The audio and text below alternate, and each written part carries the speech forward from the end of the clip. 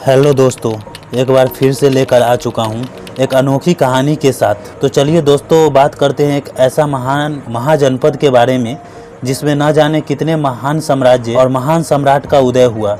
इसी महाजनपद में रहकर चाणक्य ने अखंड भारत के स्वप्न को साकार किए। ये वही जनपद है जहाँ चंद्रगुप्त मौर्य, अशोक सम्राट, समुद्रगुप्त जैसे महान सम्राट का जन्म हुआ। दोस्तों, मैं बात कर रहा हूँ मगध महाजनपद के बारे में। वही मगध जहाँ कई राजवंशों का उदय हुआ तो कई राजवंशों का अंत भी हुआ। मगर मगध महाजनपद की जानकारी हमें कहाँ से मिलती है? कौन था मगध का प्रथम सम्राट और मगध पर कौन सा राजवंशों का सर्वप्रथम उदय हुआ एवं किन राजवंशों ने मगध पर शासन किया? ऐसे कई सारे सवाल है जो हम सब जानना चाहते हैं। दोस्तों, आज मैं ये सारे सवालों के जवाब देने वाला हूँ, तो इस वीडियो के लास्ट तक बने रहे। आज आपको पता चलेगा मगध का आरंभ कहाँ से हुआ, कब हुआ, कैसे हुआ, कौन था सम्राट। तो चलिए दोस्तों, इसी कहानी के साथ आगे बढ़ते हैं और आपको बताता हूँ कि मगध कैसे बना महान महाजनपद। अगर मगध महाजनपद के बारे में बात करें तो मगध सबसे पहले एक छोटा सा प्रांत था। अगर मगध की शुरुआती दौर की बात करें तो शायद ही किसी को पता हो, लेकिन मगध की जानकारी हमें रामायण और महाभारत से भी मिलती है। लेकिन सच में देखा जाए तो इतिहास में मगध की जानकारी 1700 ईसा पूर्व महाभारत काल में पता चलता है।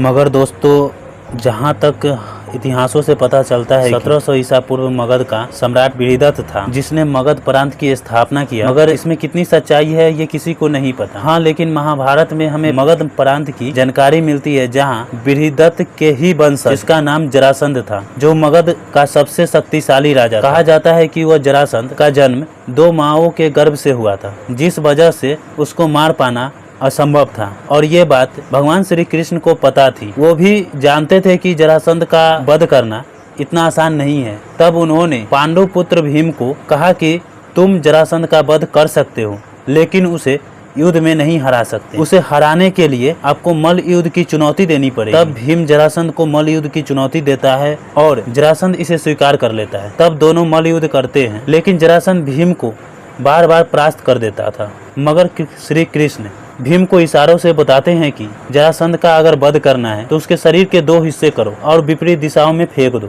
और इस तरह श्री कृष्ण के मदद से भीम ने जरासंध का अंत किया। इससे हमें पता चलता है कि जरासंध कितना शक्तिशाली और कितना महान सम्राट था, मगर उसकी अहंकार ने उसे मरने पर मजबूर कर दिया। और दोस्तों, इससे यह भी पता चलता है कि द्वापर युग में भी मगध महाजनपद का अस्तित्व में था, जिसका सबसे शक्तिशाली सम्राट जरासंध था। लेकिन जैसे जैसे समय बीतता गया वैसे वैसे मगध अपना अस्तित्व खोता गया। फिर एक समय आता है जब मगध महाजनपद पर सबसे पहला राजवंश की स्थापना होती है। अगर दोस्तों आप लोग जानना चाहते हैं कि मगध पर सबसे पहला राजवंश कौन था जिसने मगध पर शासन किया और कौन था मगध का पहला सम्राट जिसने मगध पर पहला राजवंश की स्थापना किया, और मगध जो एक शहर तक सीमित था वो कैसे महाजनपद बना, अगर जानना चाहते हैं तो इस वीडियो का पार्ट 2 या यूं कहूँ एपिसोड 2 लेकर आ रहा हूँ। देखना ना भूले।